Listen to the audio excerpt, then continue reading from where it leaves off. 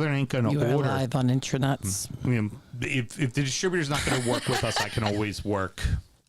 You know, and DC allows that, and they want to do some things that like involve for Memorial Day and Veterans Day, and do some engraving and fun shit like that. Mm-hmm. So that's really where I want to go. What you need to talk to is Ben and get his engravers because she's independent. That's who I'm looking into. Okay, nice. Yeah, I know who they are. The twin sisters. Yeah. I know who they are. I don't think I have their information, but I know how to find them. Yeah, and I mean Ben's got them on speed dial because he uses them for every Father's Day, Mother's Day. Mm-hmm. He uses them around the holidays 2 or 3 different times. But he knows who they are, like they very well. And the other thing I'm also going to do is find out which Schneider's, because Schneider's may have an engraver as well, which wouldn't surprise me. Normally, really big reputable stores say, like, you know, like Ben, they have someone. Mm-hmm. They automatically have someone. They don't rely on distributor or brand to take care of it because they have their person. They go, we'll bring them in. You just make sure you Well, pay the other thing, when brand pays for it, they only engrave that shit that day. So what Ben likes, especially around the holidays, is, you know, she'll engrave, or they will engrave anything that a customer brings up and wants engraved. Bottle of wine, engrave it. Whatever. Minus sparkling, because it'll explode. Right. So they have the really nice paint markers, and they, instead of engraving, they'll do a nice design with the paint marker, like inscribe your message, you know, that way. And Forever Citrus is finally live in DC. So nice. Talking with the owner, just kind of establishing some places he already had some communications with, some places I wanted to talk to as well. So just kind of getting that ball rolling. Mm-hmm. Then, Anthem, just waiting for the distributor to make the PO, you know, so getting that established. The Mezcal brand that I'm potentially working with, who we don't communicate a lot because they're not particularly well organized, so I haven't put a ton of effort into it, but that. And then the Cobblestone introductions to distributors, we're getting real close with one, and I had to talk with my friend Ashley, who does all the Control State stuff. She's been helping that brand very specifically, so needed to work on that. So just a lot of shit, and then suddenly we're eating dinner, and it's like, oh fuck, it's 8:40. Graham's about to be on his way, and like I still need to write the description for the show. It was just like, day's gone. Yeah, for real. Because I mean, in all of that too, I wrote a show as well, so it was just like, man, got a lot done. Yeah, everybody in one day is tough. Yeah, it's like having one of those marathon GSMs where they bring in 15 fucking. You're like, and you get like a 40-minute break for lunch, and that's it. Where the fuck did the day go? Like, holy shit, this day fucking disappeared on me. It's the worst. Real fucking quick. So, we ready to do a show, kids? Pretty much, yeah. Mm-hmm. All right, let me export this. Here, I want to figure out who I want to open with. Sound check. This is Ray, Manchester United supporter and P1 supporter. Fuck the rest of the league. Okay, that's the one. Red Devils are sucky winning little the whole thing because they're now in third by themselves. So get fucked. Got to give them that false sense of hope. The best part is everyone from Manchester United down through to Chelsea and Newcastle all have to root for us now. Yeah, with how last week went in the Champions League for everyone else. Mm-hmm. They need you to win it. So they need us to keep going. Yep. Need you so to they have to cheer us on. Love that. Yeah. Well, we don't expect Newcastle to beat Barcelona, but it can happen. They're level on points, right? You got to figure Liverpool is getting Galatasaray in their building, so they're only 1-0 down. Hey guys, so, yes. Wouldn't it be great if you had a show about this? Not about the Champions League. We don't need to add another fucking show to this goddamn bevy of shows we already do. All right, let's do a show. That was my point. This is Ray, Manchester United supporter and P1 supporter. Fuck the rest of the league. Red Devils are going to win this shit. Peace out, baby. Oh, and you're listening to the DU Football Show. You're not winning it, first of all. No, they're that's not. happening. They're definitely not. It's a very old sound clip. That. Well, they're in third place now. They keep doing that little flirt with 5 in a row thing, right? Mm-hmm. I do like Buta Glenn winning 5 in a row and a dude shaving his head because they won 5 in a row in the Champions League. Let's start the show. Born in the land of Bowie, Maryland. Bred to be a fan of fucking Everton. Punch you in the eye and drink your rye. Sam Houston. Sam Houston? Arsenal fans have another Sam. AKA the fucking Gooner Graham. Stump of a lord. Look straight in shorts. Sam Grammy. Sam Graham. Fucking United!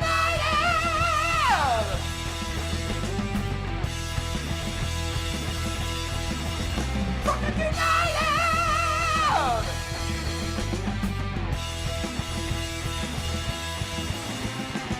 Hello and welcome to the DU Football Show, a completely biased recap of the English Premier League as told by two common American schmucks.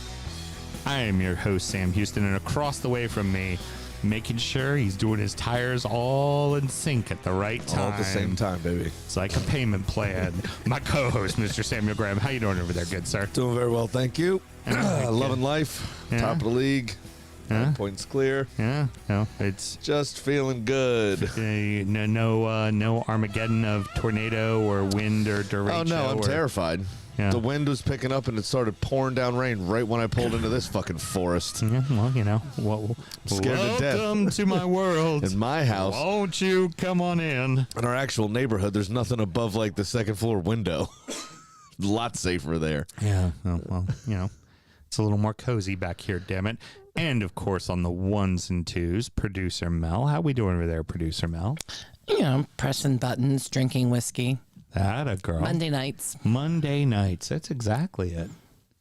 We're recording at the DU Public House just outside the nation's capital. You can check us out wherever you get your podcasts. And, of course, streaming live every single Monday night. Should you want to chat with us, there is many ways that you can. Mr. Graham, tell the good people how they could get in touch. Absolutely. It's at DU Football Show on all the social media and dufootballshow@gmail.com to get in touch via email. And should you want to support the show and get this show free of ads, how do you go about doing that? All right, Yoda. Ads you shall not have anymore. It's patreon.com/DU Football Show. Sign up to that $5 tier we got. You get everything that Sam just talked about. Not well is how you did. And weirdo, man. Sam and myself both work in the wine and spirit industry and both have a deep passionate love for all things distilled spirits. So is the red-blooded Americans we are. We vow to have a drink in our hand throughout this show and every single show. Mr. Graham, the list continues. We are on to number 7, drinking some rye whiskey tonight. Tell us all about it. Some rye whiskey from Maryland at that. Yeah. So this is a Sagamore Spirit 10-year-old Reserve Series Batch 1A. Comes in at 110.8 proof. Should run you about $80. I think it cost me $82.99 when I purchased it. They gave it a 95, and your blurb comes from Shane English for the number 7 whiskey of this year's list. He says, this Maryland-style rye is the oldest release to date from Sagamore, and it's a tremendous whiskey with big proof and plenty of flavor. The nose balances rye spice and sweet corn perfectly with cinnamon, cloves, and freshly cracked pepper. I get that a lot. Buoyed by apple pie, baked Alaska, and autumnal fruits. Fall fruits. Mm-hmm. You just said fall fruits. Good, just said fall fruits. The rye's decade in wood shows more clearly on the palate, brimming with flavors of overstepped black tea. Yes, it does. Dusty grain. Yes, it does. And tart lemon cookies. Yes, it does. It holds its proof well, and the tannic barrel flavors are restrained. The finish shines with dark chocolate, freshly poured espresso. I get espresso more, and a long-lasting peppery spice. And it does last for a bit, that finish. I think it's lovely. Yeah, well, it's got all those kind of what you look for in a classic rye, black pepper, cinnamon, kind of earthier notes. And you want ryes to be a little hot. They need proof, or they become way too chewy. But it has proof and it has heat, but it doesn't grip the throat. It No. kind of softly hugs the throat, and just that. So what do they call Nice. for bourbon? They call it the old Kentucky hug, don't they? Yeah. That nice warming sensation you get going down the old gullet. It is quite lovely. I look forward to putting a hair of this on ice and seeing if it opens up at all. But this is exceptional. Sagamore hit a home run with this one. I have a joke here, but I have to save it for injury time. Very good, very good. Yeah, I think they Producer- did a lovely job with this. Sagamore, they put a lot of product out very quickly and kind of Yes. oversaturated the market. They've slowed down as a brand, as far as I understand. I've never sold it. I've never necessarily had a bad bottle from them. I've been a little left wanting a little bit from time to time, but Yes. I've not been like disappointed in something. You know what I mean? I just think they oversaturated stuff, pretty much their own space. I mean, I saw stores at one point had 10, 11 marks on the Yeah, there shelf. were a lot of limited releases. Now Sagamore is no longer part of the Under Armour family. It's with DiSerrano USA. Yep, is DiSerrano who- bought it from Kevin is Plank. who, Yeah, who owns it, but at least locally, Under Armour no doing so good. Plank kind of spread himself a little thin, and the brand isn't selling the way it used to. He did the whole Port Coventry experiment where he was basically going to build a whole new neighborhood in Baltimore. And while it's built and it looks great, there's nothing there. it's mostly empty. Yeah.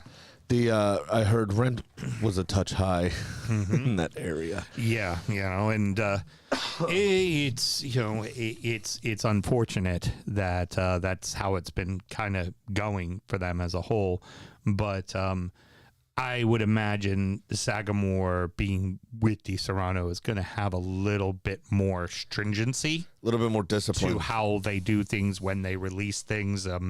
Most whiskey distilleries tend to have a core lineup of what they work with, and they do seasonal releases or annual releases, but it's not just kind of like, no, we got a barrel that had this finish that was really fucking good. Let's go out there and let's go sell this SKU now, right?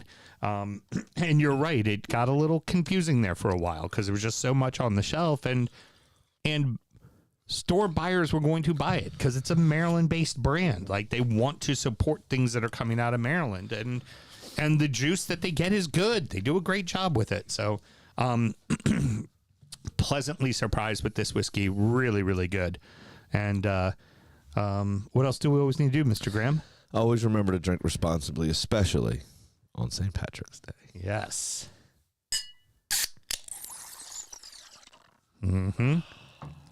Get me Okay, that sounded like 420.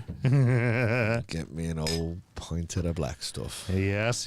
We'll talk about that on when we do EFL show, because we're also going to, of course, drink a little Irish on that show as well. There's a bottling for the battle of the title, but it's not the Gunners who keep finding themselves ways to win games while the Citizens drop points in an uninspired effort that now finds them 9 points back. Arsenal 2, Everton 0, Manchester City 1, West Ham 1.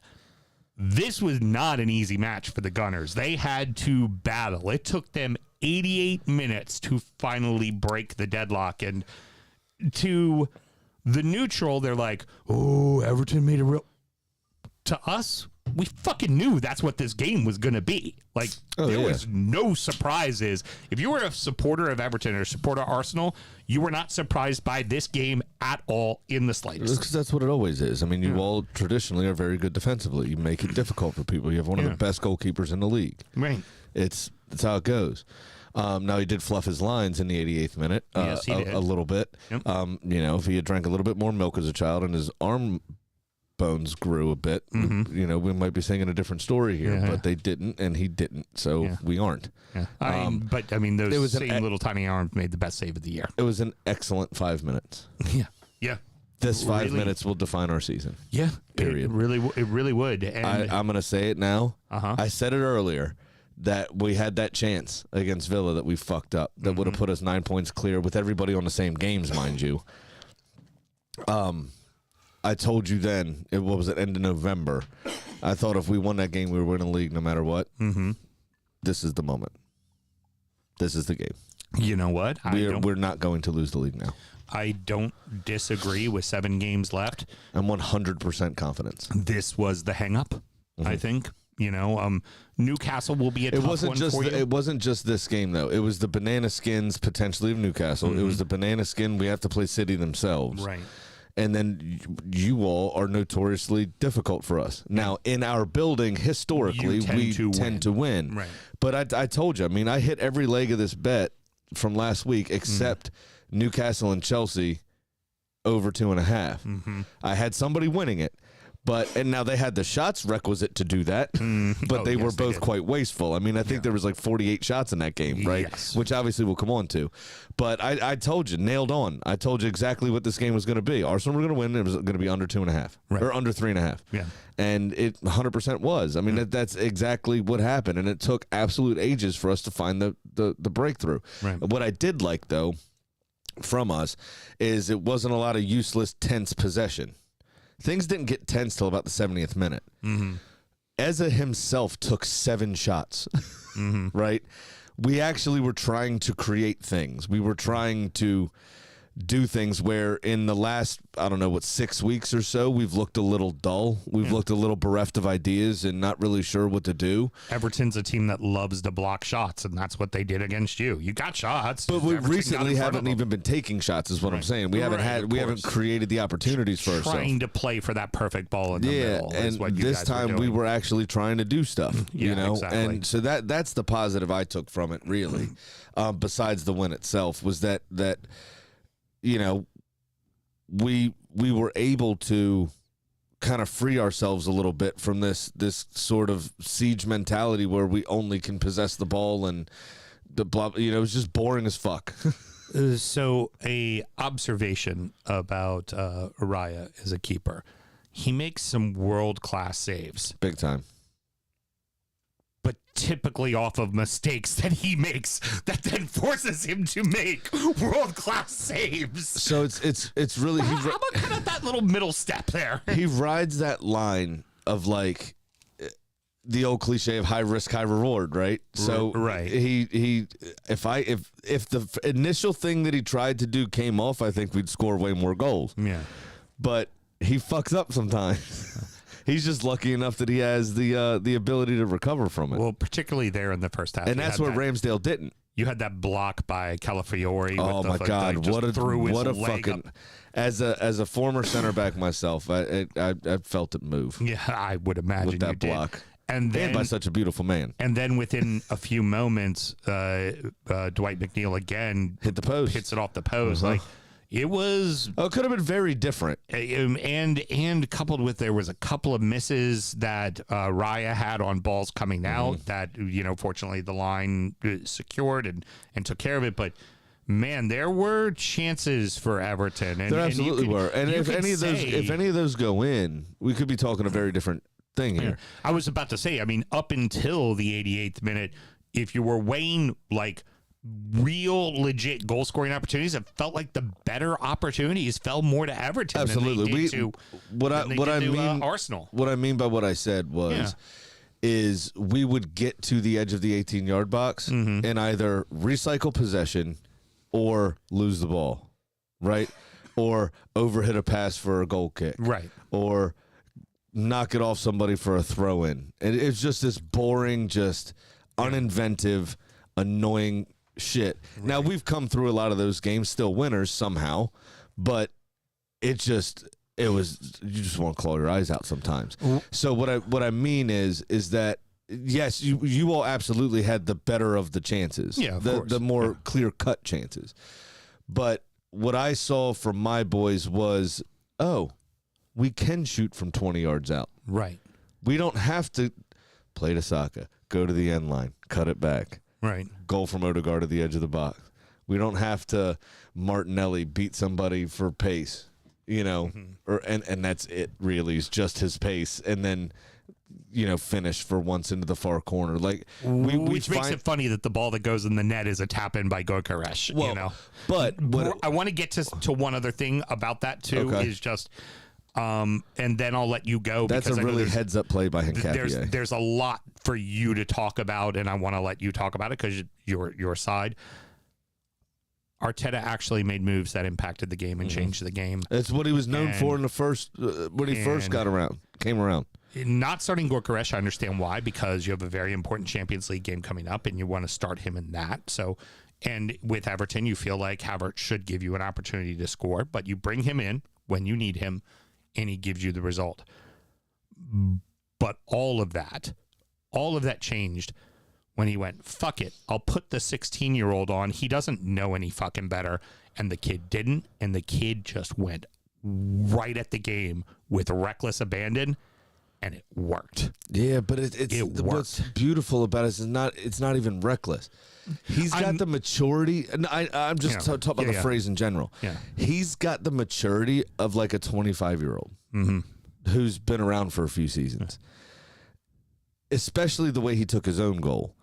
But inch perfect cross. I mean, he's taking players on, dribbling at players. He's very quick footed. Yeah. And he's The cross for the goal Was excellent. that led to the Gyökeres goal is his doing. Now, what I'm getting at is that he's too young and not and To not feel the aware pressure. enough to understand where Saka was feeling the pressure. As I was feeling the pressure, you could tell they were all starting to get a little tense. The entire stadium was I know in squeaky they bum got time. to stop doing that. You know, it was. They have to stop doing that. The moans and groans are not helping. Yeah, you need your team needs to have how Goodison willed the ball into the net Right. against Crystal Exactly, Palace. yeah. That's what you need your Exactly. supporters to do. You need them to not be so Arsenal fucking TV. Like, Right. come on. Yeah. But Dowman was so positive when he came on. And this is a kid who's still got to change in a different changing room. Yeah. Because he's not allowed to be in a room with naked adults. Rightly so. Right. Don't get me wrong. Yeah, of course. But, you know, how much of the team talk does he miss because of that? You know what I'm saying? Like, it's crazy. Until everyone's dressed, he's not allowed in. Right. Exactly. So it's absolutely incredible what this kid was able to do. Turns out Brody fancies his mom as well. Yeah. Just thought I'd have to say that out loud for everybody. She was a fine bird. She herself only looks like she's about 28. Fucking hell. But the kid's awesome. I mean, the kid's great. The awareness and the confidence that he had for his goal. Now, a lot of players would have just hoofed it from 70 yards. Right? First off, the cushioned header to round Dewsbury Hall. who Dewsbury came in Hall with the first. slide. Yeah. was excellent. The speed to catch up to that ball, and then the balance and skill to then drag it around Mikalenko and free himself completely. And what I really loved about it was Mikalenko makes the challenge, thought he might have got a heel to it, checks his shoulder as he's going down, sees him running away, and just throws his arms up and lays back. Fuck it. Actually, that was Dewsbury Hall that he did that too. So the So the header, first one would have been he Mikalenko. beat Mikalenko, yeah. But it was Dewsbury Hall who just went fuck. Like, Now, that's what I done. do love, though, also, is I think it was Tarkovsky maybe that was running back through running the middle. his ass off to Yeah, get now back. there was no way he was catching him. Tarkovsky's relatively slow, Right. especially in comparison to a 16-year-old who's Right. fresh legs. But he ain't stopped running. Well, right. He ran harder for that. That was a much more clear-cut chance than Wesley Fofana did for the Newcastle goal. Yeah, no shit. No shit. It was absolutely a good effort from him. And but, you know, with that, history is made. History is made. You surpass an Evertonian, James Vaughan, to be the youngest to ever score a goal. but also, Wayne Rooney's first Premier League goal was against Arsenal. Arsenal, absolutely. And against David Seaman, the England #1 at the time. Now, very different goal, rifled shot from the edge of the box. It was Right. absolutely phenomenal. Jordan was at midfield. Right, yeah. But Because he was in the box trying to score. For, at the corner. time, I think he would have been the youngest goal scorer in Premier League history. At the time, he scored that goal as well. right. Max Dowman does it against the current England #1, Jordan Pickford. Yep. Again, in very different circumstances. Yeah. But when you read those two sentences, it's like Lee Harvey Oswald and the other one. Yes. You know, so many similarities. So with that What? now, Should I say Just Lee Harvey Oswald and the other one. The Gunners now find themselves with do your own research, you know? a 9-point lead with 7 games left. City has 8 games left. They still have their game in hand with Palace for because the League Cup coming up, the League Cup final. But with all of that, it's essentially a 3-game swing with 7 games left. The ability to win the title is now firmly in your hands. Oh yeah, and I said to you last week, you know, we'll excuse me on injury time on Friday. I saw the City result coming. Mm-hmm. So West Ham have everything to play for, and City have been inconsistent. Exactly. I said West Ham could have. I wasn't confident enough to put real money on it, but I told you I really wanted to add that in to my bet. It was a hunch I had, and I think that uncertainty is going to carry into those 7 games. Mm-hmm. Especially, we have to play them at City, right? Right. But say we win on Sunday. Say we beat them in that cup final. I don't see them beating us Right. at the Etihad. They have to beat you. They can't tie you. They can't tie. They have to beat you, which then opens But up if the game we for build you. this confidence, and this head of steam by taking them out of the cup final on Sunday, winning a trophy, what have we said about them? Pep, it's his favorite trophy to win is the League Cup because it comes so early, right at, before the end of the season, right at a crucial time. How many times has every pundit said it seems like Pep uses that as a build the mentality and a catapult to finish out a season? And if we can beat them at their own game in that sense, I mean, that's a blinder by Arteta. It really is. And then couple that with they play you in the League Cup final, then they play Chelsea, then they play you in the league, and not for nothing, they go to Everton. And Everton has something to play for, So suddenly things could get kind of almost finalized. Oh, yeah. Pretty fucking quickly. Selfishly, Rob and I have discussed the potential for there to be a little bit of a slip up here or there, or them to at least match our results. So it's possible for the Fulham game to clinch it for us. You would really like to have would be that. at. Yeah, if we were there the day we clinched it, fuck yeah, I'd love it. I would probably masturbate in the stands. No, I like Willie Copter. Yeah.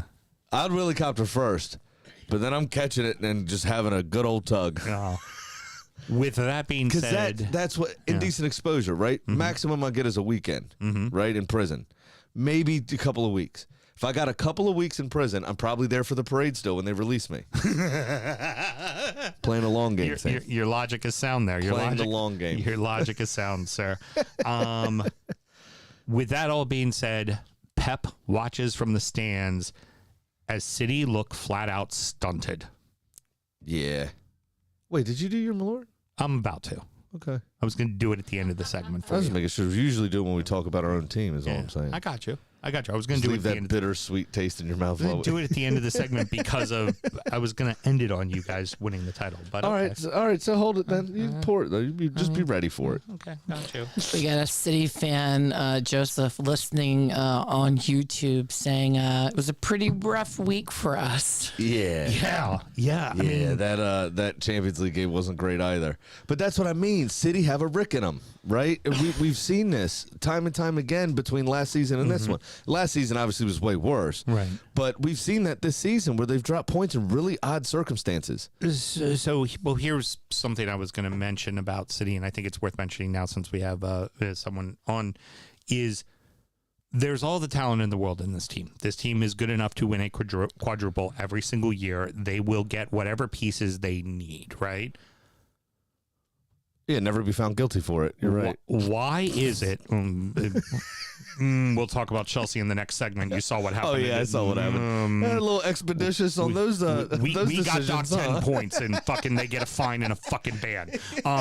Fuck off. But they have all the talent in the world.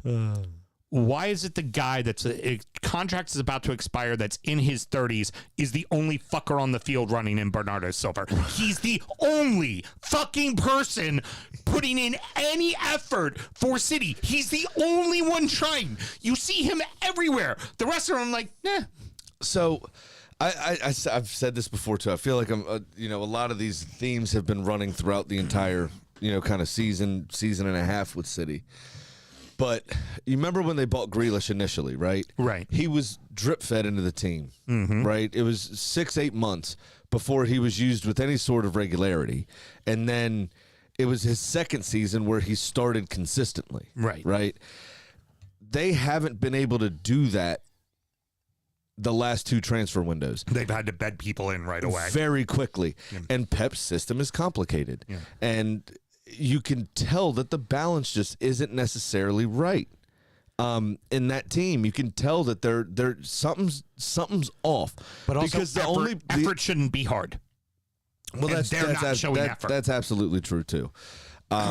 If Holland isn't the single most important focal point on the pitch, Holland could give a shit less. Yeah, And you see it in his body language. He just kind of, he just kind of shrugs around. and then gets pissy when he gets subbed I think out. he's getting frustrated by in himself, and I think but he's letting that. I think he's honest. I think he's pulling a Bruno Fernandes from earlier in the season. Yeah, like fair. getting annoyed with his teammates for not being able to get him the ball, and then being annoyed at his own output. This is 4 goals without a game now. Then be what Bruno Fernandes Then has been, which is go fuck it, I'll do it myself, and go do it. Yeah. Fuck you, Joe Boo. I do this myself. But he doesn't possess a skill set for that. Is the problem? Fair. Right? Fair. He's a battering ram. Right. He's not the Harry Kane drops deep, picks passes, does that kind of stuff. Like Bruno Fernandes picks up the ball a lot earlier in the field and can go on a run, around people. Haaland doesn't really do that. He's a battering ram. He's a finisher of goals. He'll go in games, have 17 touches the whole game, but have a hat trick. You know what I mean? Like that. It's just never been his game to drop back and kind of go collect the ball for himself. So that doesn't really surprise me. But he is acting a little bit petulant. But you also have to I think it kind of rubs off. How quickly can you really buy in to this project or idea? Right, if you just got here, I mean, Semenyo's hit the ground running, but Shirky's been hit or miss this season. Really, I mean, he's had some good performances, but with any regularity or consistency, he hasn't. Doku was a darling last year. Really, I mean, gets used some, but not as much. I think that's actually a Pep problem, a mistake there, because he's one of the only positive players they really have at the moment. Marmoush started in a blaze of fire when they bought him last January, and then nothing really since then. So this was primed for me for West Ham to give him a bloody nose, because they're playing for their lives. They smell blood in the water with Forest and Tottenham. Forest have an amazing stat where they have only scored once in their last 99 shots in the Premier League. Jesus. So just about a 1% return, right? Wow. So I think West Ham are looking at the table going, fuck, we could do this. It's fucking and here. City have that little bit of inconsistency, and you've got the crowd back on side at the Olympic Stadium, and it just this was the epitome of. So you're saying there's a chance? Oh, absolutely. Because West Ham had exactly one shot, right, and it was a Mavropanos agent, Mavropanos, as I like to call him. Yes. Okay, Agent 00 Greek. Who scored West Ham's, actually, it was their go-ahead goal, wasn't it? Yeah. No, it was the equalizer. You're right. Silva scored first, but it was only like 4 minutes later, 5 minutes later. But excellent header, and then put his whole face on the line to block a Haaland absolutely rifled shot. Right. Did you see the still of the ball? Oh, God, circling his face? Around his face. That's fucking nasty, that.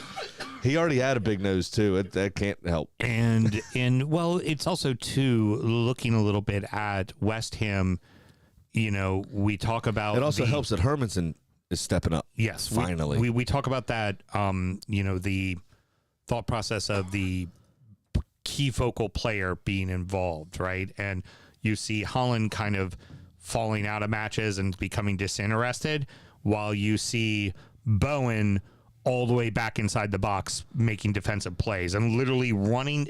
That man has run himself into the ground every week now for the last 8 weeks. Yep. It has been nothing but sheer will of I'm not going to let this team go down. And if that Exactly. means how I'm going to do it is getting the assist on the corner kick, then that's what I'm going to do. If it means I have to put in a defensive effort to get that draw against United, then that's what I'm going to do. Like, it just this constant motor moving everywhere. And then you start to see that this was very much a Nuno playing City kind of match. Oh yeah. This was a Nuno special. Yep. And I don't know what he did, but he almost seems like two managers in his own stint Yeah. in charge of the club. yeah, because there they weren't on buying him at first. They were terrible. Yeah. And there were reports that he was distant from the players. There were reports that he doesn't really speak to fans, hardly at all. Like, it was just very kind of cold and super professional, which it wasn't really conducive to a team environment. Right. And then now you're looking, everybody's hugging, smiling, everybody's all over it. Paquetá. It really is. Could be, yeah. I really think it is Absolutely for them. could be. And because it sped up their style of play. It allowed them to be a little bit more aggressive in the counterattack, which is what Nuno's going to look for out of his teams. And then you look across the field, and the only person running was Bernardo Silva. Yep. The only person fucking running their ass off was him. And he's at the end of his contract, and he's gonna go someplace else because he wants to get a decent salary, which somebody in Italy or Spain can now do because he'll be a free, and he'll probably want to go back over and play in Spain to be close to Portugal. I wonder if there's, because we've said this about United. They got so big and didn't have the dominating personality of Sir Alex anymore. Right. I wonder if when Pep leaves, either this season or next, if we don't see this perpetuate into City becoming a 7th through 10th place side. Could be. Reason being, it already looks like there's a sense of entitlement amongst some of their squad already. And that's with Pep still in charge. Yeah, which Pep don't normally play that shit. But look at the United squad over the last 3-4 years, right? Yeah. You see that sense of entitlement all over the place where they're not even running. They were like bottom of the running charts. Right. Stats, you know. I wonder if something along those lines could be creeping in. All right, Mr. Graham, I leave you with this. You're welcome.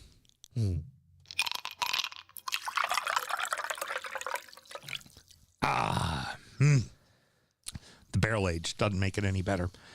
The battle for the Champions League is heating up. And don't look now, Newcastle are back in the top half of the table. Newcastle 1, Chelsea 0, Manchester United 3, Villa 1, Liverpool 1, Spurs 1. I love how patronizing that is. Yeah. Newcastle are back in the top half. Chelsea come out swinging. Like, they really come out intense, but then within like 15 minutes completely fade into themselves and then really kind of do fuck all the rest of the match. It was such a strange game, this. Yeah. All of the stats contradict the eye test. Right? Right. It was back and forth. It was like a basketball game. But there was only, 5-3 shots on target? Right. And I pulled it up to tell you that there was a total of, just to have the exact number, of 29 shots taken in this game. Wow. Only 8 on target, and Newcastle had 5 of their 7 were on target. Right. Chelsea were so wasteful. It was a little bit absurd, to be honest. And then you would talk about a lack of running. I'm not sure what either center back was doing for Newcastle's goal. It was way too easy. I mean, I don't know what to tell you. Yeah. Fofana's jogging at best.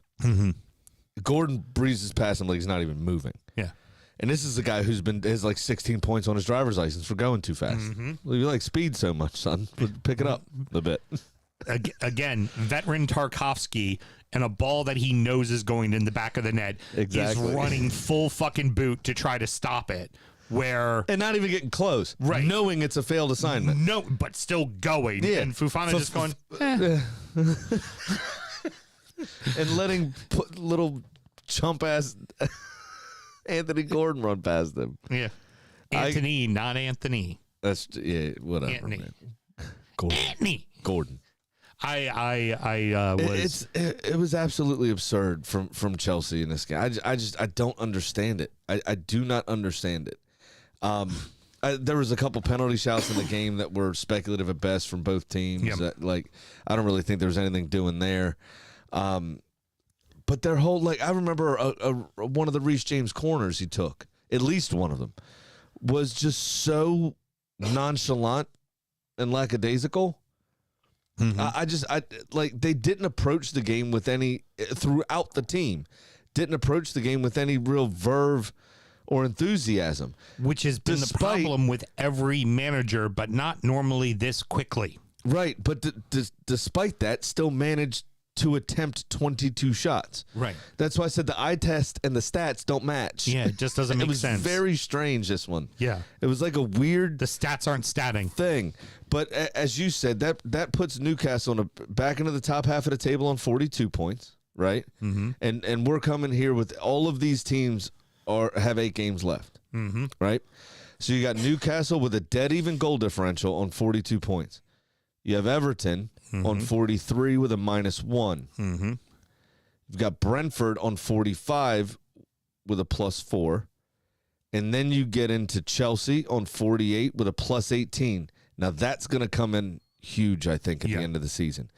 Liverpool on 49 with a +9. And Villa on 51 with a +3. United on 54 with a +13. So with 24 points left to play, Newcastle could find themselves in the discussion.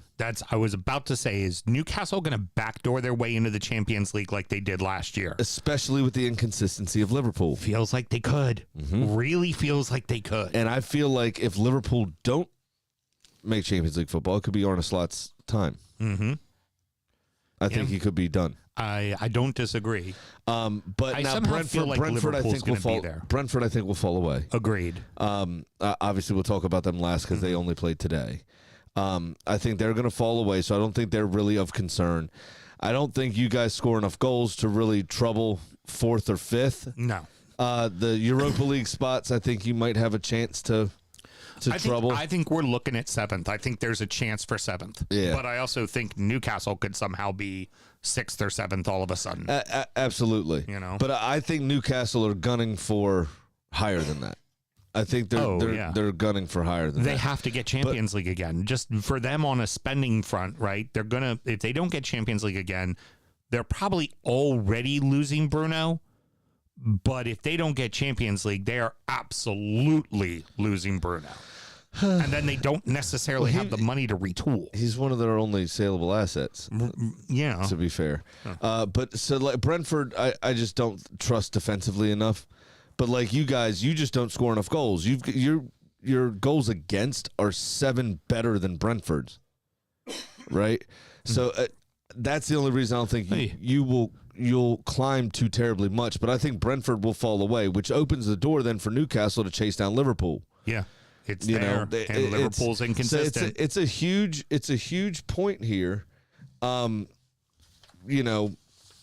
them to this is a direct competitor. I mean, this is what we're going to talk about when we talk about the bottom half of the table, right? Mm-hmm. This is a direct competitor. This is a 6-pointer for Champions League play, essentially. And Newcastle came out on top because Chelsea couldn't be fucking arsed. Right. And honestly, that leads us right into the next one where Manchester United, they aren't getting the 5 in a row, but they're fucking finding ways to get, they've lost 1. And now they firmly hold 3rd place. It's theirs. Mm-hmm.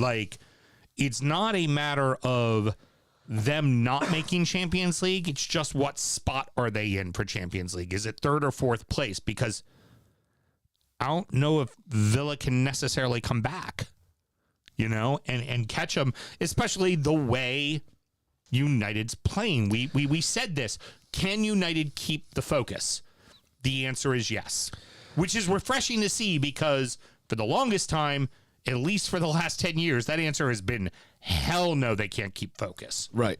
So let me I'm not sure I can do it. I don't think I can do it. It definitely not quickly enough, so I'm not going to try. I'd like to know how many goals Ollie Watkins scored this season.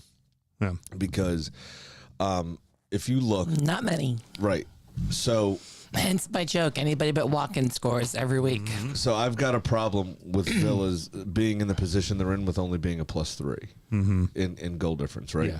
They've got Ollie Watkins, who for the last 3 seasons really, has been a premier goal scorer Top 5 goal scorer every single season. And not just top 5 goal scorer, also like top 5 assist man too. Scores big goals, scores goals for England, big goals for England. I mean, it was him that sent them through to the semifinal, remember, in stoppage time or whatever that was in the Euros. Europa, yeah. In the Euros. Euros, I meant, yeah. But he, you know, you look at the people ahead of that. Manchester United, who are a fucking joke for most of the season, have scored 54 goals. Villa have only scored 40. City, obviously, always going to score a lot of goals. With Haaland up front, they scored 60. Arsenal, with no real recognized goal scorer. Now, we got Gyökeres, but we got him late in the window, truncated preseason, difficult to bet into the system. Fine. We share the goals around enough. We've scored 61. We're the top scorers in the division. I was going Right. to say your whole team is a bunch of guys who have scored 7 goals. Exactly. But that's what I'm saying. We share them around. Villa don't have anyone else that can do it. Right. Apparently. Rogers has Rodgers. to an extent, but he's gotten cold recently. He's gotten cold, but he's also, that's not his job. He's a number 10. He's a midfielder. He's supposed to chip in with 5 or 6 and have 12 assists. Right. You know? Apparently, Barkley's scoring goals.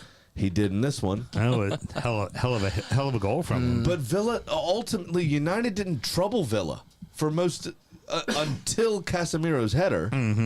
Villa dealt with everything fairly comfortably. Yeah. That's why the sort of collapse, and then they got back to 1-1 as well. Villa did in fairly quick It fashion. just fell apart so quickly. Right? It's just it's like this game. You Sure, remember Billy the, had just texted me, and then he was like, "I'm not going to bother you Sorry about anymore." that. Yeah. Sorry about that. Fuck. And why? And Do you remember the Keanu Reeves and the replacements? Do you remember when he was talking about quicksand in the team Yes. meeting? That's what I ascribe to this game. Is you think everything's fine, and you just keep sinking and sinking and sinking until it's too late and you're fucked. But what also happened in that Yeah. as well was yet again, there's an argument to be made for Bruno to be player of the season in the league because he just wills his team. If it's a goal they need, he gets it. If it's getting the foul that leads to the free kick or the penalty that gets him the goal, he gets it. Or he just does what he's been doing all season and lay out bloody fucking brilliant passes over and over and over again for assist. So I'm going to put another name to you. Declan Rice. Can tell Bruno Fernandes to fuck off Okay. for that award.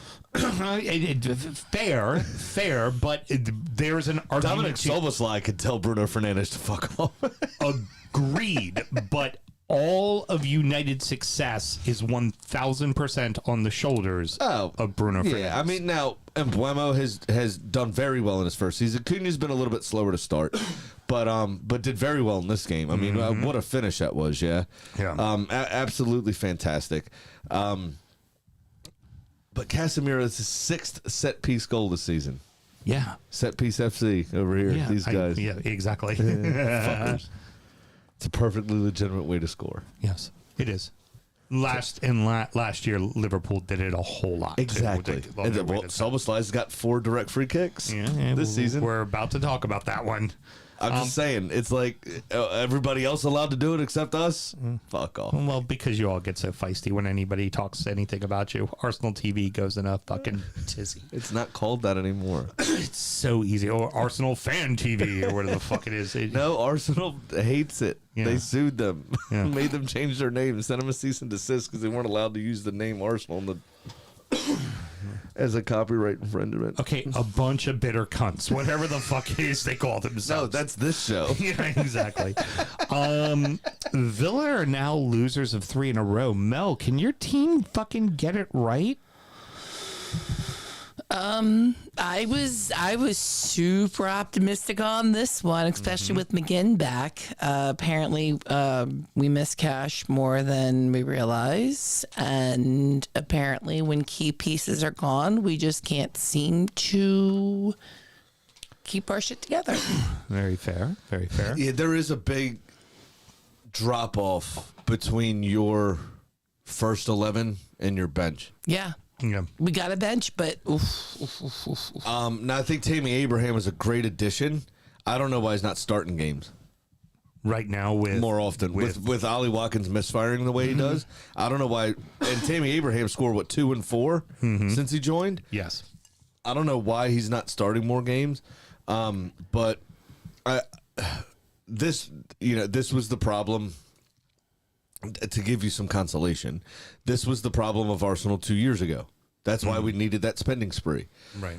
After the first 11, you look down the line and you go, I don't know about this. The one They're not going to change the game, are they? the one saving grace that Villa have going for them is obviously Europa, and you have Emery on your bench. Oh yeah, and Europa, you're it's like- easily you're the best team in the Europa League. They easily they the can best team in the Europa fall League. out. They can completely fall out of a Champions League spot, win Europa. It doesn't matter, they're in, and then it's 6 teams in if you do well, right? Like now, Mel. that doesn't mean I want to keep drinking Malort on the way there. Well, you need to drink Malort now. So But that's exactly what I was going to say. Is they've Sure got Billy says Villa is flaccid without McGinn and Cash. yeah, but they got McGinn, so I guess they had like a quarter chub. Can't push a rope. they could listen. They could have thumbed it in. Yeah. They could have thumbed this one in. McGinn was back. I mean, you could be like Big Bobby the Plug, and I'm going in soft, Cotton. You know what? That's a good toast. Who are we up against next? The fuck if I know. All right. Well, whoever it is, we're going in soft. We would talk about that on injury time. I don't know, it's someone. You play someone next. Right, you play someone next. I wrote the note. I wrote the notes. We'll worry about that later. Oh, God. Even 3 weeks in a row, it does not taste better. Mr. Graham, the Reds can't even win when they have a visit from fucking Dr. Tottenham. I know. Now, this was. I don't know what's wrong with Liverpool either. I don't know what happened to Mo Salah. I don't understand it. But Dominic Szoboszlai has probably been. I would say it's them 3 players, right? It's Bruno Fernandes, it's Dominic Szoboszlai, and it's Declan Rice for the most complete players in the Premier League. Period. They all score goals. Some more than others, of course, but they're also more advanced positions. They all do a ton of running, and they all fill various roles for their team when they need them to. I mean, at one point under Amorim, Bruno Fernandes was booking the hotels and the meals for the away games. Yeah, no shit. At least that's what it felt like. Cody Gakpo hit the woodwork. I mean, Liverpool had chances, couldn't put them away. Vicario had 1 or 2 good saves, but Tottenham are here for the taking. You're vying for Champions League, trying to save. Well, maybe they're not trying to save their manager's job. Who knows? But with all the money they just spent this past summer, they need another Champions League season. Yeah, they have to Right be in behind it, Champions they have League. to do it again. I The mean, amount of money they spent, they have to be in Champions here's the League. thing: Villa are in the same boat. If Newcastle want to keep going, they need the money. Chelsea, we just saw, got a whole bunch of stuff, sanctions and things and fines. Now, some of that related back to when Abramovich was in charge, Right. And like the illegal registering of academy players, which is just seems a lot kind of Epstein-y without the sex bit. It seems like exploitation of minors. So real quick, for anybody who doesn't know, what happened today, the FA came down with their ruling, and they did find Chelsea guilty of not, keeping with this profitability and sustainability rules. But instead of docking them points like they have to every other team, It wasn't. that's hit it. It wasn't PSR. Yeah, It was paying. It was the thing that got West Ham in trouble for Carlos Tevez. Right. It was the paying of a third party owner to a player, correct. which goes against Premier League rules because only the club or his parents are able to own rights to a player or whatever. Right. And so they were found guilty of these owner and of essentially illegal payments to third party people because they didn't disclose them. Mm-hmm. So and it was a little tongue in cheek, obviously without the sex bit. right. I'm not saying that, or accusing anyone of that. Don't fucking come for me. Right. It just seems a little exploity of children in that case, And right? Well, and what ends up happening is they get a transfer ban. Well, they have all of their fucking contracts deferred for over 7 years, so they have a stable of players. They don't need. They could Correct. They could have a transfer ban and be a-okay. They've had a transfer ban in recent years. They could bring back freaking Nico Jackson if they want to. If they need to shuffle things up, remember they got players all over the place world. loaned out everywhere, and then they get a fine, which, as we have learned, for rich teams, like, let us not forget, Todd Bowley owns the Los Dodgers. Angeles Dodgers, who every single year just go, fuck you, we'll pay the luxury tax. They don't care. Like, so an uber rich owner does not get, finding them money does not stop them from doing what they're going to do. You have to take points. $10.75 million they were fined, which is a drop in the fucking bucket. You It's pocket money have for them. to take points away, like, especially when you set the precedent for the rest of the league that if you break the rules, you're getting docked points. You need to be able to look at Chelsea and go, oh yeah, well, you're going to get docked points, and guess what? You're not going to be playing Europe next year. That's the fucking penalty you should face. I understand what you're saying, and I understand your passion. Is a different set of rules to the rules you broke. That's fine. That's all. That's fine. But getting back Now, City broke the same rules you broke and Yeah. still haven't been charged. precisely. Let's be mad about that. Fair enough. So let's get back to the game itself. So Sloboslai hits another banger. It was a pretty good free kick. Yeah. It wasn't like the other two. Right. Vicario just isn't very good. But also, He got a full hand to it and couldn't keep it out. this player keeps doing this for you. You would think that in a turgid game Stop where you playing him at right back. well, no, I'll get to the point I was going to say. That in a turgid game where you need that spark to get things going, you would think that goal might inspire the rest of the team. I don't know, to start playing football and try to score goals. Like, but it didn't. It did. It's like it's just I'll let him bail us out. They suck. We'll hold on 1-0. No, you won't. Not when you got a former Evertonian coming in to sub. He would love to fuck up your I'm world. pretty sure that somebody said that was Richarlison's 7th goal against Liverpool. He loves to fuck Man. with them. Like just, Set up by Moani as well. How do you allow yourself- Allison was also forced into a few saves during the game. Like, it wasn't just that one chance for Tottenham like it was for West Ham, right? It was, Allison had to make a couple of saves. So the work rate of the rest of the team just wasn't there. yeah. You are Liverpool. Tottenham are terrible, bro. This was the first point of the calendar year, of the year 2026. This is the first point Tottenham has gotten with the new manager, and I think it's one of like 4 points because they've had a couple of draws in there. Like, Yeah. It's a not great. It's fucking not great for mess. Spurs, man. It really isn't. And I'll say it again so everyone knows. Yes, we are a biased podcast. I don't care for Spurs. I will not ever really praise them, to be honest. But what I will do is say the same thing I've been saying time and time again. So mark it down. Sammy gets to say it. Batman needs the Joker. fit time. I don't want them to be Dude, that relegated. was show title last week. We're past it. Yeah. I don't want them to get relegated. And this is a good point for them. Yeah. It's a good point for them. It is definitely 2 points dropped for Liverpool, though. Oh, they absolutely had a chance to close this game out and stand on their throat, and they chose not to fucking do it, especially at Anfield, right? Now, all of that being said, right, with the laughing stock that Tottenham has been for a season and a half, Igor Tudor couldn't even be bothered to know who Arne Slot was to shake his hand after the game. I don't know if you saw this. No, I did not. He turned around at the full-time whistle, saw a bald man, and went up, put his arm around him, and then shook his hand.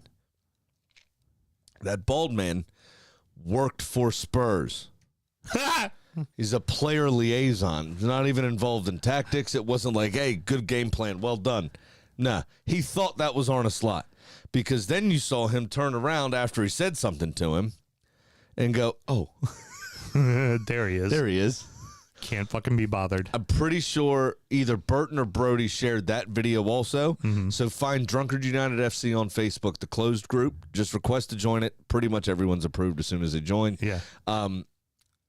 They shared that footage as well of that, and it's as dumb as Thomas Frank walking around with an Arsenal cup. Yeah.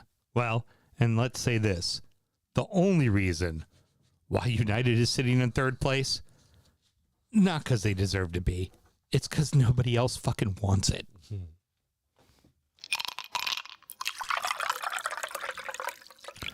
This needs to be quick. Rounding out the rest of the league, and There's only so one that goal happened. to talk about. Yeah, first of all, just a handful. Burnley 0, Bournemouth 0, Leeds 0, Palace 0, Forest 0, Fulham 0, Wolves 2, Brentford 2, Brighton 1, Sunderland 0. Clarets had all the opportunities. They had all the chances in the world. They couldn't put the ball in the back of the net. And the last 10 minutes, the Cherries turned it on, and the Clarets hung on for a draw. That's the fucking match. Bro, Hannibal was really lucky to stay on the field after that tackle. Agreed. I thought that should have been a straight red. That is the only talking point, besides the fact that there were 7 shots, and just 5 of them shots combined between the two teams found their way on target. Nothing happened, but it was an entertaining game because it was end to end. Yeah. But nothing happened. It was a very enthusiastic, but ultimately poor hand job. Yeah. Yeah. Agreed. Usually it's an unenthusiastic hand job.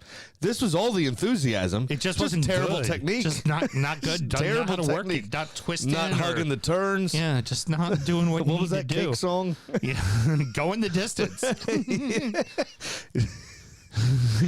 Striding and driving with Monster Truck Force. You know what that was? Treating it like a ketchup bottle. yeah, exactly. That's what that was. It was like going really hard for 12 seconds and then just letting go. Yeah. What are you doing? All the opportunities were missed by Leeds. They had every single chance to go ahead in the game.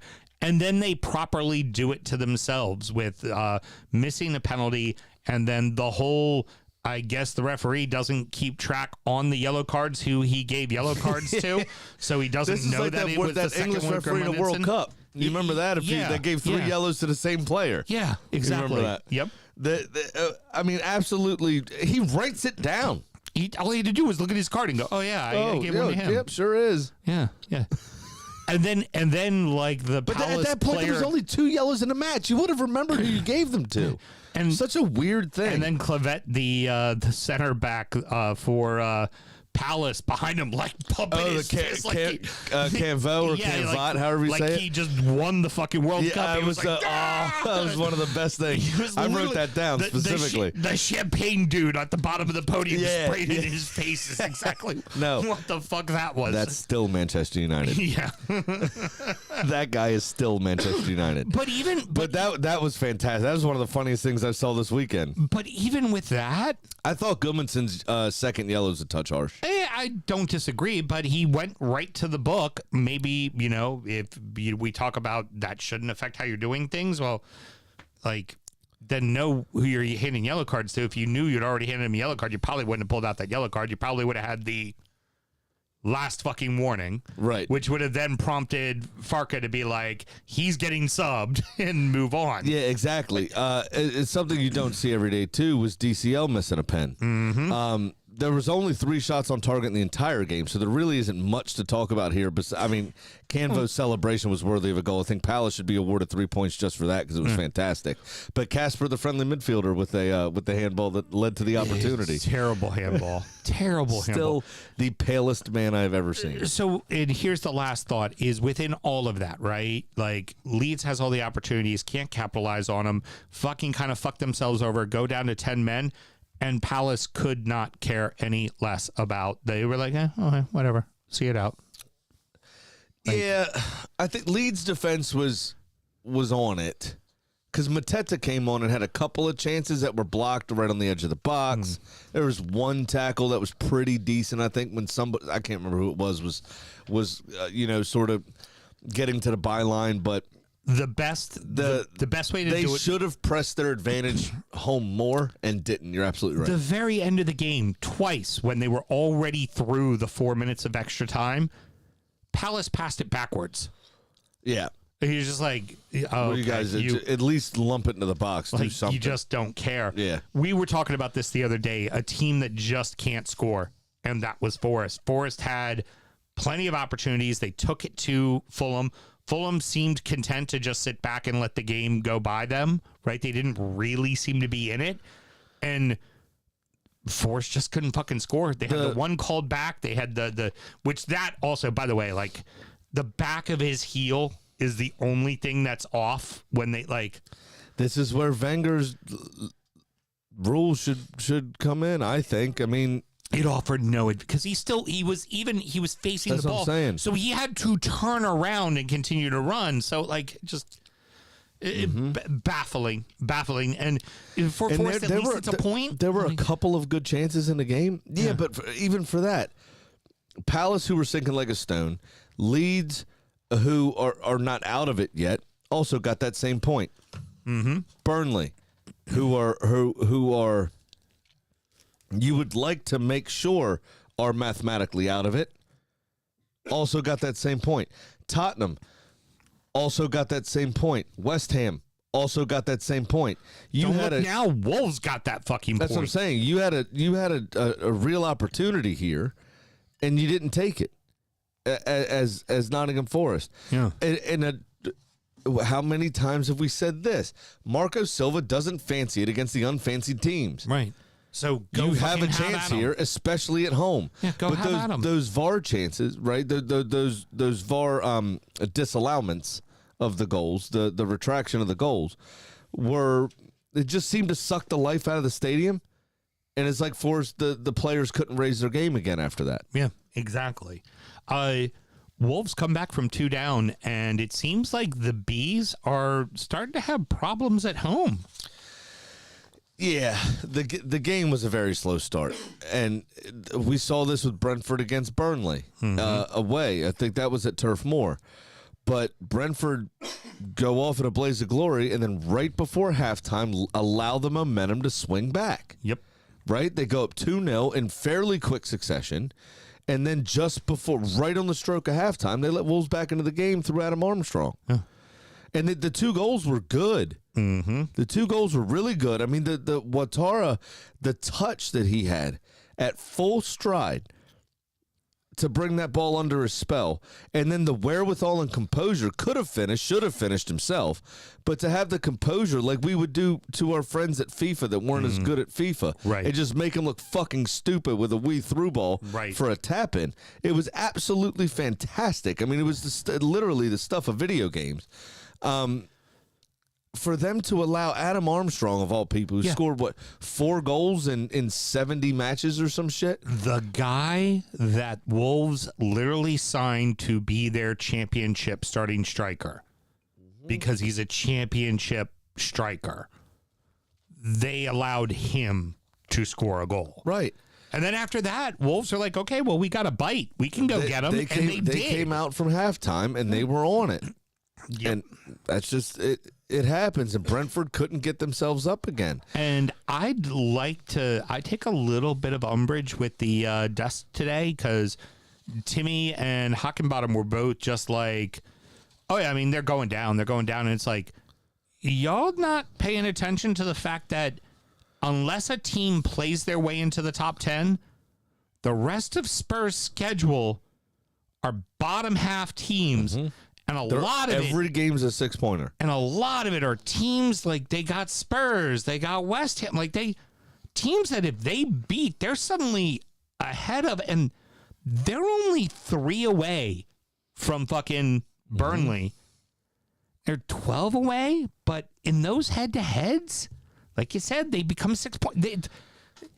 They're not out of it. And the way Edwards has them figuring out ways to get points, I fancy them to I think they could end up being the 18th place team and ultimately going down, but I think they're going to make it really fucking interesting. So Palace, I think, have done enough. Yes. They're on 39. They started well enough in the season. They're on 39 points. I think they're probably safe. They So always you're say 40, but the real magic number is 39. 39, and you're safe. So you're looking at Leeds in 15th down through the end of the table, right? So Wolves, what's really going to kill them is their minus 30 goal differential. Right. That's really going to Yes. suck. And these games where they pick up none of that are helpful. Right. They're on 17. You have Burnley ahead of them on 20, right, with a minus 26. Again, that's going to hurt them. West Ham on 29, minus 19. Forest, who can't score goals for fuck, are on 29 with a minus 15, right? Nottingham Forest have only scored 28 goals this season. West Ham, which goals for are the second tiebreaker. West Ham have scored 36. Oh, yeah. There you go. Right, so the second tiebreaker goes to West Ham. Should they be able to overtake that goal difference a little bit? Now, if they do overtake the goal difference, ultimately, I think they're out of the relegation zone anyway, right? Because that means they're winning games. Spurs are on a minus 7, having scored 40 goals, obviously more than anyone else in the bottom half of the table, except for Fulham, who they are tied with on 40 goals. On 30 points, but their schedule is everyone down there with them. And we've already seen that Igor Tudor and his tactics and the discipline of their experienced players, including their captain, are all fucking bullshit. And they can't hang. So I am very worried for Spurs because Forest are grinding out a point here or there. West right? Ham are grinding out West points. Ham are grinding out points. They're probably on the best form that they've had. Wolves, I think, are ultimately down. Burnley, I think, are ultimately down. I think it's going to be a bridge too far to have all these other teams, especially playing each other, Right. give up enough points for them to make up a 3-game swing. Right. But especially with that goal difference. Yeah. They might be able to tie them on points in some capacity, but that goal difference they ain't making up. That's why I said I see It's them not ultimately. happening. I Yeah. see them being the 18th place team, but I think they're going to make it real fucking interesting. Yeah. Get a lot of people really fucking scared. But, I mean, this you could see West Ham staying up, right? And Leeds aren't out of it, right? West Ham's only 3 points behind them. Mm-hmm. Now, West Ham are minus 8 worse off than Leeds in goal differential, and that could be huge too. So, well, it's all right. What do you name 3? What do you think? Burnley dead last, and I think it's going to be Wolves and Forest, and I'm not exactly sure what order. And I think who's going to ultimately be in 17th place, safe on goal differential? Spurs. I don't necessarily disagree with you. Yeah. I there's a very real possibility Spurs go down. Yeah. There's Yeah. a very real Absolutely. I think City's Forest squad is better, more cohesive at least than Spurs squad, and I know over the last 6 weeks West Ham's are better than Spurs, and they both have to play Spurs. So finishing out the final game of the weekend, 2 very identical sides, and also in the table, one team scored a goal and one team didn't. This was, Could have been goals for either side. Brighton In and the opening- Sunderland played a professional match in the English Premier League. Sunderland's goals have dried up. I'm not sure what's happened here with Agreed. them, Very much. but in the opening 10 minutes, there could have been a goal for both teams. To be honest. Sunderland did find the back of the net, but it was the player that got the flick on for the goal came from an offside position, which was difficult and not really communicated very well by anyone else. Also, the goal was really strange. Nkuba Minta with a cross that found the back of the net at the near post from a very, very, very, very tight angle. yes, Very strange. it was a tricky angle. Sure money. So because 2 of England's premier football clubs in Chelsea and Newcastle couldn't do more with their 29 efforts, I lost my bet. And now I am only up 501 for the season. I still can't believe that. But that's besides the point. I have some I have a proposition for you, but I'm going Okay. to let you go first with what you've got going on. All right. Well, it doesn't matter because I'm still keep losing, so I'm now down Because I still keep losing. $2,082. Big Sam's Lock of the Week. The good news, Sam, about being this low down is the number doesn't change much. It's mostly decimal points that change. So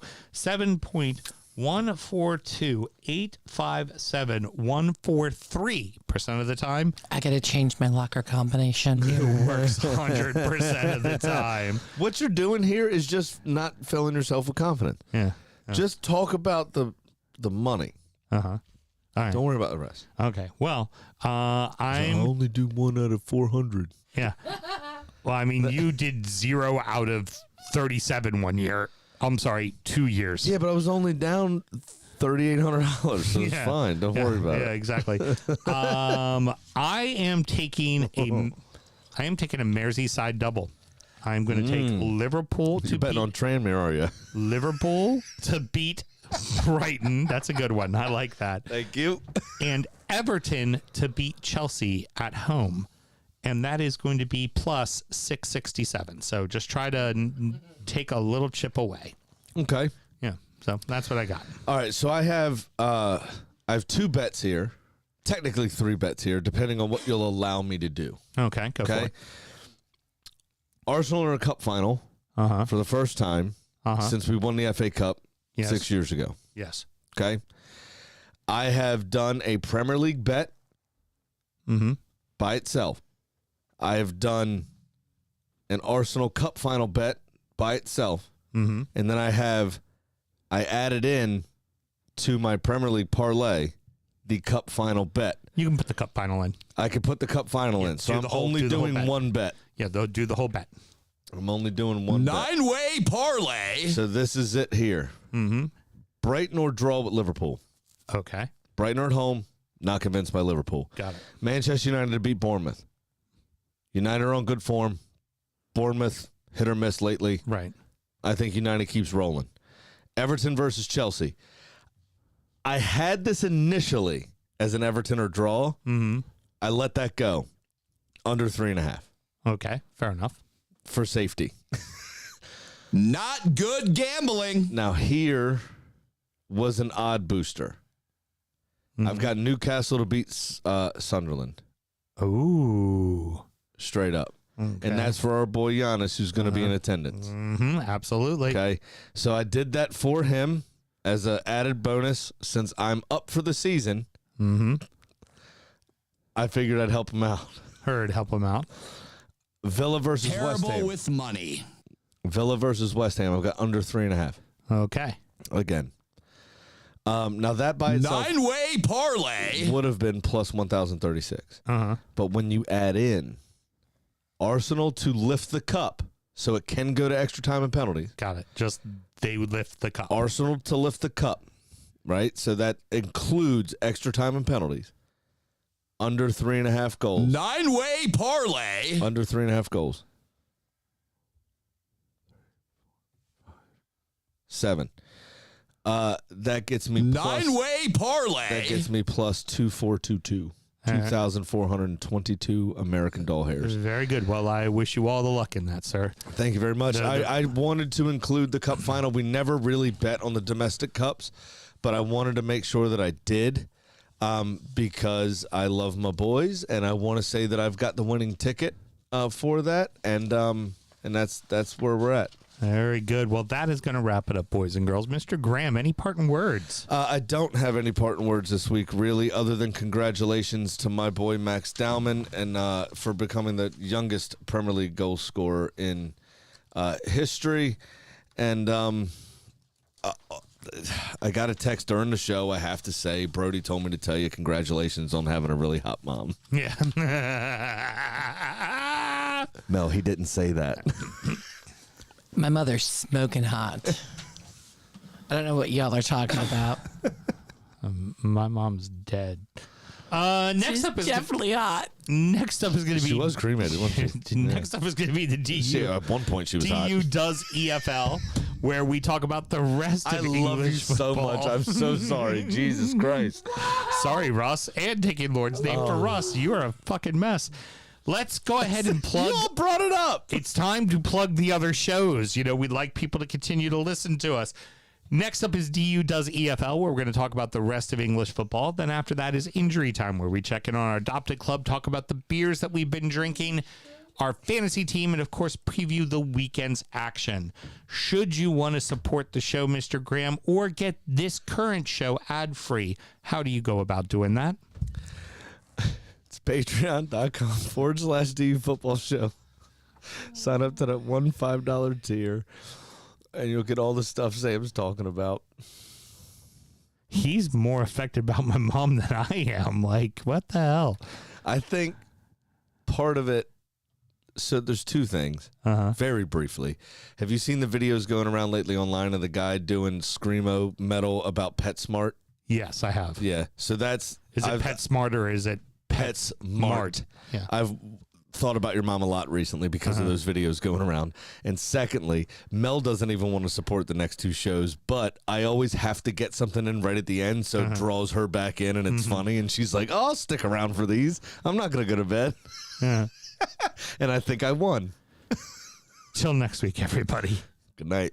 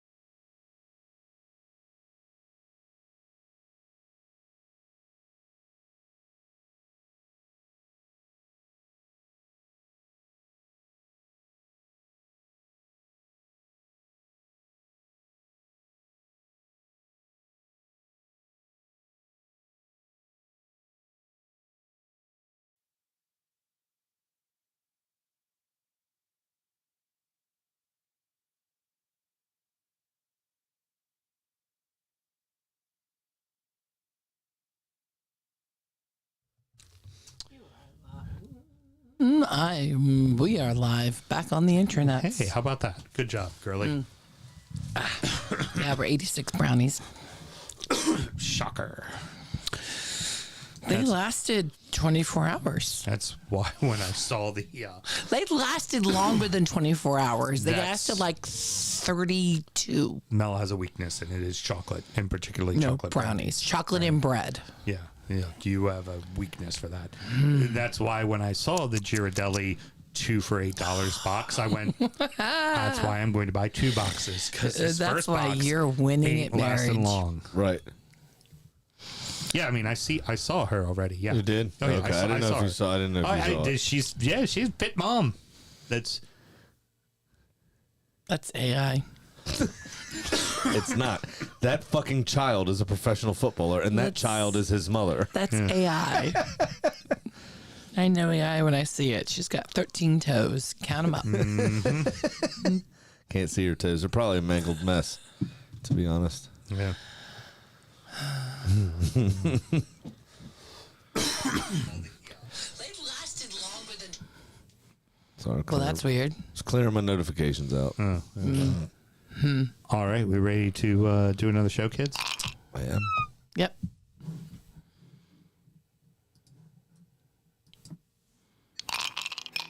Mr. Graham, all 3 leagues, just a constant carousel of changes at the bottom of the table. Big time. The top of the tables are really starting to take form of who the playoff teams are who the automatic promotions. But the bottom of all 3 leagues is a fucking mess It's a right fucking now. shit show. Absolutely. Absolute mess. And I want Very to say we're excited. going to talk about it, but really, we're going to talk a lot about the fucking bottom of the league. That's all there is to it. Well, let's start the show. Come on. Born in the land of Bowie, Maryland. Bred to be a fan of fucking Everton. Punch you in the eye and drink your rye. Sam Houston. Sam Houston. Arsenal fans have another Sam. AKA the fucking Gooner Graham. Stump of a lord. Look straight in shorts. Sam Graham, hey. Sam Graham. Fucking United!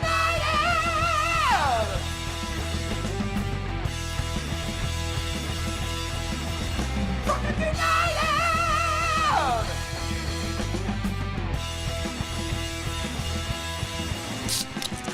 Hello and welcome to DU Does EFL, a brief bias recap of the rest of English football. I know it was a great. I got a top. delayed widget. Okay, well, it still made the noise, and you still managed to sample all over my fucking Yeah, introduction because there. it's a fucking beer opening. It's not a big deal. It's told by 2 common American schmucks. I am your host, Sam Houston, and it's not the beer, it's your fucking mouth. My co-host, Mr. Samuel Graham. How you doing over there, stud? Doing all right.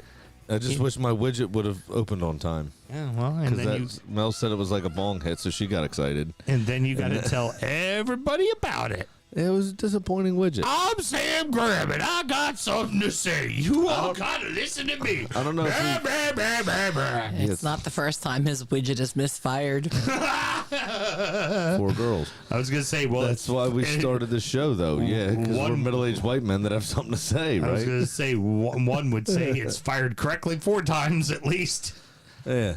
Oh, I'm and like, of I'm course, still fading out. There's nothing to fade out. It's and over. Of course, on the ones and twos, producer Mel. How you doing over there, producer Mel? My beer's almost empty. I got to Well, go to the fridge. And then get yourself another beer. I It's told you, not that I hard. brought 6 of these. Well, I got to finish this one. I got another one in the fridge. All right. Cilantro. We're recording at the DU Public House just outside the nation's capital. You can check us out wherever you get your podcasts. And of course, streaming live every single Monday night. Should you want to chat with us, there is many ways that you can. Mr. Graham, tell the good people how they can get in touch. It's at DU Football Show on all the social medias and dufootballshow@gmail.com to get in touch and via email. should you want to get this show ad-free There or it is. support all of our other efforts, how do you go about doing that? There it is. It's patreon.com/DU Football Show. Sign up to that $5 tier. And you get all of our extra content, including sound check and injury time, as well as these shows ad fucking free. You are definitely getting a Sans ads one of these times. You're getting one of those. You want to get this show Sans ads. How do you go about that? Just All going to right. be to fuck with you. That's fine. I'm going to think 'Cause of it new and means the interesting same ways thing. to say no ads just to fuck with you. because it pleases me fucking with you. We are not drinking the exact same shit we drank in the last show. And Sam and myself both work in the wine and spirit industry, both have a deep, passionate love for all things distilled spirits. So as the red-blooded Americans we are, we vow to have a drink in our hand throughout this show and every single show. Tomorrow is St. Patrick's Day, Mr. Graham. That's right. So we got to drink a little Irish, right? We are. So a previous bottle that was on the list. That was on the top 20 list, so we're keeping to form. We are keeping to form. This is the Glendalough Mizzenora Finish Single Malt Irish Whiskey that comes to you at just 13 years old. Mm-hmm. So there's that for you. This one was aged for 13 years in American oak bourbon barrels and then finished in Japanese Mizzenora oak puncheon barrels. And it is going to be 92 proof on this one. It is one of the most phenomenal bottles of Irish whiskey that I've ever had in my life. And I was so happy that you brought it to my house on Saturday that I brought it back to you for today's recording because I wanted us to have some Irish whiskey for one of these shows, as it is St. Patrick's Day. So these, the Mizzenora oak is very porous. It also doesn't grow straight. Right. So little tiny staves to kind of put it all together. That's think like a bonsai tree is what a Mizzenora oak is. And the says bonsai and does jazz hands. Exactly. If we titled these shows, that's what that one would be. Hooray! Yeah, exactly. Now the other thing too is because it's very porous wood, because they're very expensive barrels to make, the first few different whiskeys that we're working with Mizzenora, we're typically putting staves into a barrel to give it that influence, right? The big flavor you get from a Mizzenora is sandalwood, right? There's just this kind of lovely creaminess to it, but there's really wild herby kind of flavor to it as well. And I didn't think this could get gayer. Yeah. This particular whiskey were the first people to use a full barrel to finish. Right. And with all that being said, it was still $89 on the shelf. Yeah. It was under $100 for a 13-year-old Irish single malt, which there was not a lot of, remember, early on, only 3 distilleries cranking out juice, right? And there was really only one place that was selling it, and they only had so many barrels to sell. So this is one I would love to tell you all to go rush out to your liquor store and find it. You won't. It doesn't exist anymore. And sadly, I flat out bought 3 bottles of this because I saw it on the shelf, and they were closing it out, and it was $70 a bottle, and it was the best fucking $240 I ever spent. It's so good. Or $210, yeah. It was like it's so fucking good. It is exceptional. If you see this bottle of whiskey, if you see it on the shelf, just fucking buy it. Buy it. Our boy Ken has bought 4 bottles of it. Like, just if you see it, buy it. Real quick, Sammy.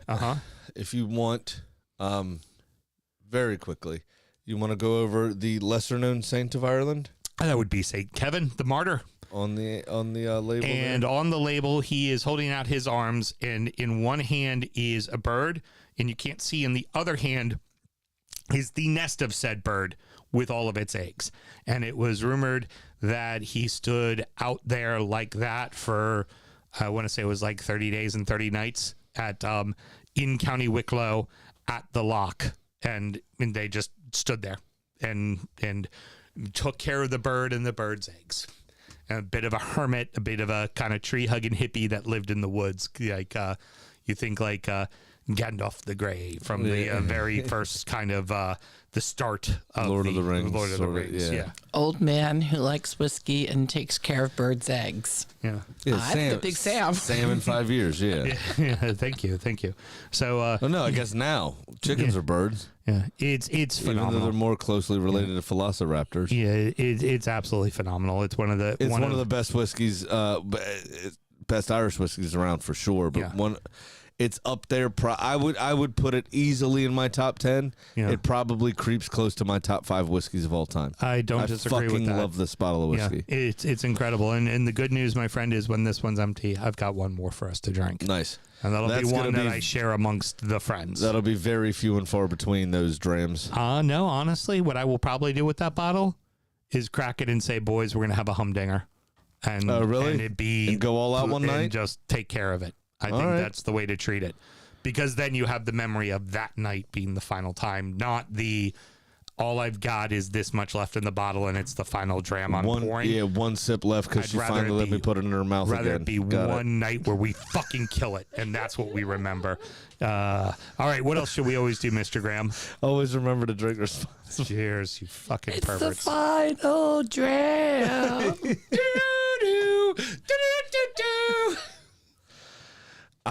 I don't know if I've ever told you this. Mm-hmm. I'm pretty sure I have. I had to have because it was so absolutely absurd. But that was like, it felt like at least the Icelandic national anthem. Because Europe wrote that song. Right, but they're not from Iceland. But yes, I think one of the band members is from Mm-hmm. Iceland. But that when I was in Iceland for 4 days, I heard that song 31 times. of course you did. The final countdown. And then I got home and it was on a fucking Hot Pockets commercial. And I was like, fuck, I can't get away from it. It was so annoying. Fucking love I it. haven't been able to listen to the full song since. Let's get into the action. Championship Corner! I've fallen and I can't get up. Oh no! Don't worry, everybody. She took it out in post. Leicester are on a losing run, and I say that very quickly so then she can't go back and change Yes, it. correct. Are now sitting in 23rd with Oxford, West Brom, and Portsmouth all within 2 points, but all above them. Not good at all. No. Borough did pick up a couple points on Coventry, who lost over the weekend. They lost to Southampton, in fact. But the lead is still at 7 points. Ipswich and Millwall are comfortably in 3rd and 4th place. The only thing separating them is goal differential, but that goal differential is something like 17 goals Yeah, for it's a lot. Ipswich's Yeah, favor. yeah. Like Millwall, not traditionally a scoring team. No. Yeah. No. Normally, traditionally, a fuck you up team. That's what they are. Yeah, they only score points with the Proud Boys. Yeah, exactly. They're the Proud Boys' personal favorites. But somehow the Leeds are known as the Super Whites, which Yeah, is weird. yeah. Hull, Because Millwall wear white as well. yes, Hull are quite comfortable in 5th place. They look like they're definitely going to be making the playoffs. Mm-hmm. Wrexham now have a 3-point lead over Southampton, despite They're they the ones that beat beat Coventry. Yeah. despite they beating Coventry. But Wrexham beat the Swans in a Welsh derby this Friday, and that was the one that the boys did the live commentary for, right? Yes, they did, and I won a bunch of money on it. Nice. Yeah, so Not a bunch of money. I won like $30 on that game. Ryan and Rob did a whole streaming of them, like Mystery Science Sky Theater. Sports. Yeah, and with just Sky them Sports. going over it, which is pretty great. Hopefully, Robbie Mack didn't decide to drop F-bombs on, English TV. I would hope not, but there were times when you definitely knew as a consumer of football-related products, Yeah. they were supposed to be saying something, and they were just hugging. It was just dead air. It was like, as a broadcaster, not the greatest. So this is a bit that only Mel and I'll get, because I don't know how deep you get into Always Sunny. But what they needed was Glenn Halloran around to do his CCH Pounder fucking impression. Stop talking about that stuff, Dutch. That's No idea what you're talking about. I was not a huge Always Sunny fan, to be honest. well, they're still doing the shows. Oh, it's still Yeah, going? they're still going. Oh, wow. Oh, hell yeah. Glenn Halloran is Dennis, and he somehow does a perfect impression of CCH Pounder, who is she was on The Shield. Okay. So Glenn Halloran, little skinny white boy, CCH Pounder, strong black woman who plays a detective on this, and he somehow sounds Exactly like her. exactly fucking like her. That's funny. And they have worked it into the show simply because it makes all the actors, like it makes Caitlin, Rob, and Day, Charlie, all fucking laugh their asses off every time Glenn does it. So they just try to work it into the show simply so they can have a laugh of him doing it. That's pretty good. It's incredible. I mean, I am here for that. All right, keeping it rolling. Lincoln have extended their lead to 4 points in League One over Cardiff, which is a bit of a surprise. It is, yeah. You know, and good thing Lincoln's already singing about how they're going to have Tottenham away. Away days at Tottenham. Yeah, ole, ole. It's so good that Tottenham are catching strays for that. But Huddersfield Town have leapfrogged Reading and are now in the final playoff spot. Oof, that's not good for Reading being still down there. Yeah. Now I've started looking at the EFL fixtures for Rob and my's trip. Mm-hmm. Reading are at home that weekend. Oh, It's a fuck yeah. Very short train ride. Oh, fuck yeah. Very short train ride. You know who else is at home? Who? And it better not fucking interfere with the weekend. Please tell me the O's. Leighton Orient are at home that Fuck yeah, weekend. you got it. Oh, my God, you got to go fucking see the O's. Leighton Orient are at home that weekend. Oh, it's It London's better- second club. It better not fuck with me. Oh, my God. Yes, please let that be It not. has to be. Yeah. It has to be. Let it be a Friday or a Sunday. Let you be able to go see that. has to be. Oh, yes. God, I really hope that happens for you. Me too. Go see the O's would be fucking Because I phenomenal. will press that home. That we are going to this game. Oh, yeah. Oh, yes. Yes, it's every supporter in London, it's their second favorite It's their team. second team. It's absolutely their second team. Now, Some might call them the Accrington of the South. exactly. Now let's go ahead and take a look at what matters, the bottom of the table. The relegation carousel right now has Port fucking Vale in dead last, Shaxs Northampton Town, No. Rotherham, and now Blackpool. And there is That's not good for them. 3 to 4 They're a point. traditional League One club. Remember, it used to be 1 to 2. Mm-hmm. It is now a 3 to 4 point gap between them, Wigan, the O's, and Exeter have slid in. Note I didn't mention the Dons, Doncaster, because they had a big week with a draw to Luton and a win over Blackpool. Oh, that's a big deal. That's a 6-pointer. And now has them 5 points safe and level on games. All of their games are done in their level where they need to be. That is massive for Doncaster, who came up last year. It's absolutely huge. Yeah. The problem with all this is there's still 400 games left to play Pretty much. in this league. So there could still be a lot of swings, and it's not a huge amount of points. But Port Vale, we've talked about a few times. With them advancing, their fixture congestion can get... They did make up a game this week. They Right. played 2 this week. Yeah, but there's they only have one more midweek open or something for the rest of the season. Yeah. So if they need to not advance to be able to fulfill their league fixtures before the end of the season. Right. Or they got to play 48 hours apart, Precisely. which isn't safe for the players. No, not at all. Not one bit. And they play Tuesday and Saturday this next week, all of League One. Yep. Finally, League Two, it was a really, really shitty week for your arch nemesis, Gillingham. Good. Gillingham are at home that weekend. Oh, yeah? I take a ride down, take a piss on the side of the stadium. Just fuck you guys. Yeah. Are you ready? They lost 5-1 to MK Dons in the get next in, you week. Dons. Cambridge said we'll do you one better and beat you 5-0. A Good. 10-1 aggregate this In 2 week games. for Gillingham. Love that. Fuck Gillingham. The Gills that are the Gills, because it's spelled like Gillingham, but apparently it's Gillingham, but they want to be called the Gills.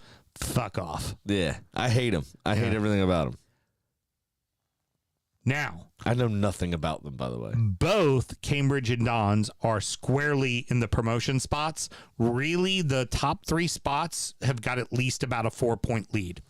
So they're good. And then, of course, it is Bromley, who are the league leaders currently right now, looking Yes. pretty much dead on to go up. Here's the biggie. Which is good. That's a big deal for them. Here's the biggie. This is going to make you very happy. Newport County is out of the drop. They are now 2 points safe and they have a team between them in the drop as well. Nice, I like that. They had we need them in the League Cup because they're the ones that tend to give people a hard time With because that they fucking monster truck pitch. that has hosted multiple monster truck rallies. Yeah. They had a 2-1 win over Barnett. Barrow and Harrogate now find themselves in the drop, and Carlisle is just above them. Well, I think Carlisle can fuck off because we need Admiral Harrogate Town to step up. We remember that joke from a few weeks ago. Yes, we do. Yes, we do. No one ever Alrighty. wants to see him go down. That is going to wrap it up, boys and girls. Well, he didn't go down. No, Mr. Graham. Any parting words? No, No, nothing to say. nothing. No, got nothing. it's fine. All right, very good. Well, next up is injury Happy time. St. Patrick's Day, everybody. Be safe. Next up is injury time, where we're going to go ahead and talk about the beers we were drinking. We're going to check in on our adopted club, and it's only 2 points now for Hearts in the Scottish Premier League because they lost this past weekend. Yeah, not great news. And we will also then preview the weekend's action, which is truncated because of the League Cup final. But fear not, we will be talking about the League Cup final also. Should somebody want to support this show, Mr. Graham, how do they go about doing that? It's very easy. Patreon.com/DFootball Show. Sign up to that $5 tier and you get all of the extra content that Sammy's talking about. And you get these shows sans ads, Mr. Graham. I thought you were going to save that for next week. Oh, you might be out of I'm going to come material. up with all kinds of fun ones You for might you. be out of material. I think you just fucked yourself there. Till next week, everybody. Good night.